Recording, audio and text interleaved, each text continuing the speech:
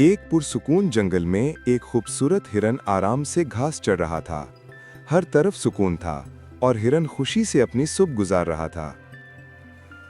लेकिन उसी वक्त एक शिकारी झाड़ियों के पीछे छुपा हुआ उसे गौर से देख रहा था। वो कई दिनों से शिकार की तलाश में था और आज उसकी नजर उसी हिरन पर पड़ी। हिरन ने अचानक झाड़ियों में हल्की सी आवाज सुनी। उसने कान खड़े किए और फिजा को सूंघा। उसे एहसास हुआ कि कहीं ना कहीं खतरा मौजूद है। शिकारी आहिस्ता आहिस्ता अपनी बंदूक उठाता है और हिरन पर निशाना बांधने लगता है। लम्हा बहुत खतरनाक होने वाला था। लेकिन ठीक उसी वक्त हिरन ने जोरदार छलांग लगाई और पूरी ताकत के साथ दौड़ पड़ा। उसकी टांगों में बिजली सी रफ्तार थी।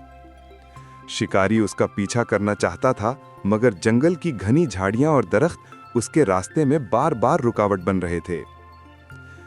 कुछ ही लम्हों में हिरन एक ऊंची और महफूज जगह पर पहुंच गया। उसने पीछे मुड़कर जंगल की तरफ देखा, जैसे कह रहा हो, सोच समझकर चलने वाला हमेशा बच जाता है।